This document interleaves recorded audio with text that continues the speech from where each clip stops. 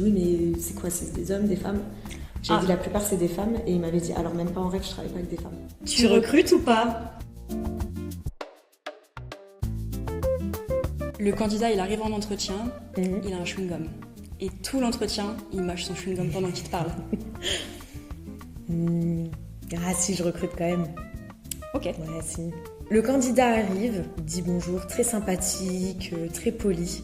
Mais par contre, il a une odeur d'alcool sur lui. Waouh. Mais il est très gentil, et il est très bien en entretien. Ouais, super sympa quoi.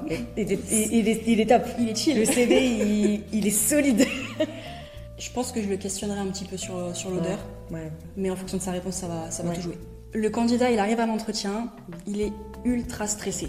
Au tout début et même pendant tout l'entretien, il bute sur ses mots, très très stressé, il tremble, etc. Oh non, je le recrute quand même, je le rassure, peut-être ça peut se calmer. Ok. Le candidat, il arrive, les mains dans les poches, il n'a pas de quoi noter, il n'a pas pris son CV, vraiment mains dans les poches. En mode tranquille, la famille, tout ça. Ouais. Non, ou alors faut vraiment me convaincre. Ok. Trop nonchalant, c'est pas fair play. Tu rencontres un candidat, tu passes l'entretien avec, et en fait, tu vois sur les réseaux, ou alors t'entends, mais c'est des choses non officielles, pas de contrôle de référence, mais qu'il a une mauvaise réputation au bureau, enfin dans le travail. Tu recrutes ou pas? En soi, les on-dit peuvent être révélateurs, mais du coup, j'irai quand même peut-être appeler son ancien employeur pour demander si c'est bien le cas. Si c'est le cas, je le recrute pas. Et sinon, si j'ai vraiment un bon feedback, je pense qu'un ou plusieurs employeurs, pour être sûr, je peux le recruter si l'entretien s'est bien passé. Tu passes l'entretien avec quelqu'un, ça se passe super bien, mais voilà, toi dans ton processus, il faut faire au moins un contrôle de référence, et quand tu lui en parles, il est non catégorique. Comment tu le prends? Pas bien. Je pense que ça veut dire qu'il y a quelque chose à cacher, et je lui demanderai pourquoi du coup. Non catégorique, ok, pourquoi. S'il veut pas m'en dire plus, je pense que c'est next. Et en fonction de la situation, maintenant s'il me dit oui, mon manager, ça se passait très très mal, etc., qu'il arrive à me donner des bons arguments, j'essaierai de lui demander s'il n'a pas un autre contrôle de référence pour le coup. Oui, voilà, au pire. Voilà. Mais sinon, c'est pas bon signe. Donc non, j'en recrute pas. Tu reçois quelqu'un en entretien, ça se passe bien, la personne correspond au poste, et puis au moment où la personne te pose des questions, elle te demande comment est composée l'équipe, et pendant que tu lui dis, en fait, lui te fait une remarque sur comment est composée l'équipe, et je sais pas, telle typologie de personne le dérange. C'est-à-dire?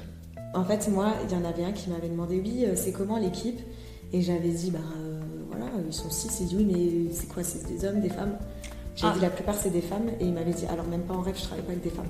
Non, je recrute pas. Voilà. C'est mort. Moi, c'était comme ça. Non, c'est mort. T'as un entretien de prévu? Oui. À 14h. Le candidat, il arrive à 14h20. Il t'a pas prévenu avant qu'il allait être en retard. Tu recrutes ou pas? Est-ce qu'il se justifie quand il arrive? Non. Ah ouais, même si je demande? Si tu demandes, oui, il se justifie.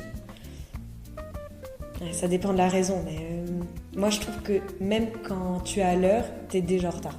Mais pour tout, pas seulement un entretien. Donc moi, ce serait... Surtout un entretien, tu veux faire bonne impression, donc tu commences déjà avec une mauvaise impression, quoi, c'est dommage. Mais bon, après, t'as un accident, Oui, voilà, ça dépend de la justification. Voilà, t'as un candidat, t'es en contact avec lui, tu l'as appelé, t'as prévu un entretien. Le jour de l'entretien, pas de nouvelles. Et ensuite, il te revient en te disant qu'il y a eu un décès dans sa famille. Donc voilà. Et quelques mois plus tard, il te revient pour, là, cette fois, refaire un entretien. Sauf que toi, entre-temps, t'as appris que c'était faux. Comment tu fais? Parce que ça se trouve, la personne, elle est très très bien au travail. Mais comment tu fais? Je pense que je lui accorde le deuxième entretien. Bénéfice du doute, ok. Et en fonction de comment va se passer l'entretien, je recrute ou pas. Je me baserai que sur ce deuxième entretien, pas sur cette première info. J'essaierai, je pense, quand même de poser des questions, voir s'il a une tendance mythomanie.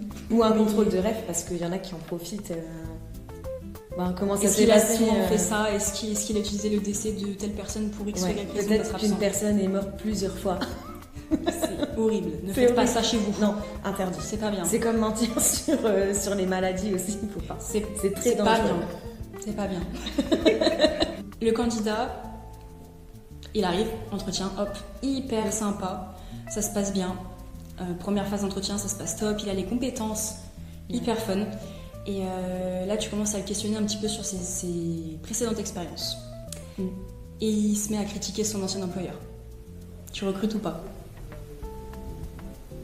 Ça dépend comment c'est critiqué. Enfin, il y a critiquer et critiquer. C'est-à-dire?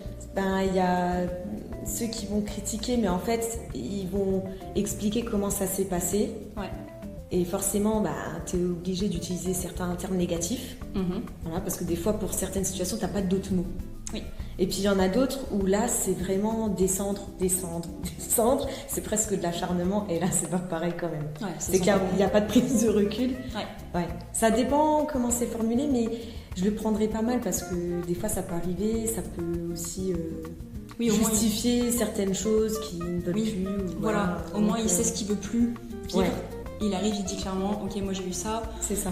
Je veux plus vivre ça. Ouais. Et ça montre aussi, des fois, il y a des personnes qui osent pas parler de manière négative, mais qui vont trop enjoliver, mais du coup, ça sonne faux.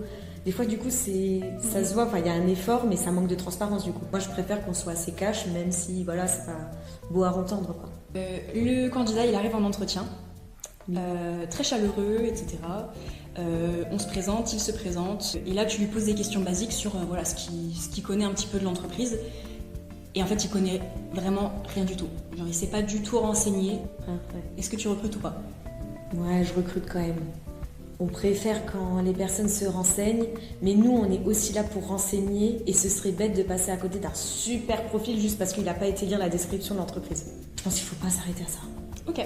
Voilà, tu passes l'entretien avec le candidat, il est sympa, il connaît très bien son métier, voilà, il fait très bonne impression.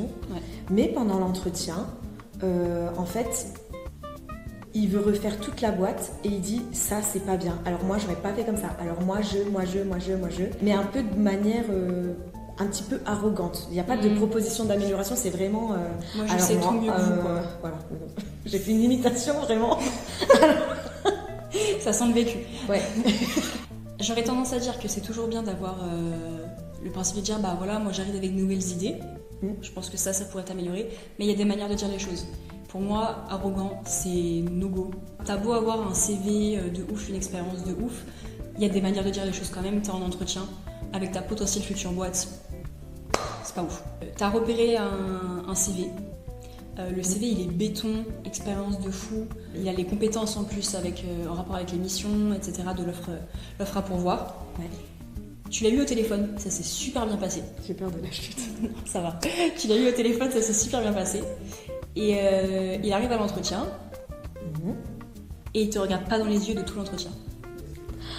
Tu recrutes ou pas? Il y a des gens qui sont comme ça. Oui, quand même. Parce qu'il y en a, ils sont très timides et c'est leur personnalité. Donc, ça fait bizarre, mais je pense pas que je m'arrêterai à ça. Tu le recrutes pour un poste, mais aussi pour une équipe. Ouais. Si la personne, elle est très introvertie, dans certaines équipes, ça va très bien, et dans d'autres, ça peut ne pas fonctionner. Ouais. Mais non, je m'arrêterai pas à ça quand même. Bon, après, tout à l'heure, on a dit, les personnes arrogantes, c'est non. Ouais, alors qu'en fait, on pourrait dire ça aussi, mais... Non, c'est différent. Ouais, là, c'est plus en mode le stress, la timidité. La timidité, c'est pas un défaut, alors que l'arrogance, c'en est un. Et un qui n'ose pas regarder la caméra. Ok. C'est quoi les claquettes? Les claquettes? Claquettes chaussettes. Ah oui.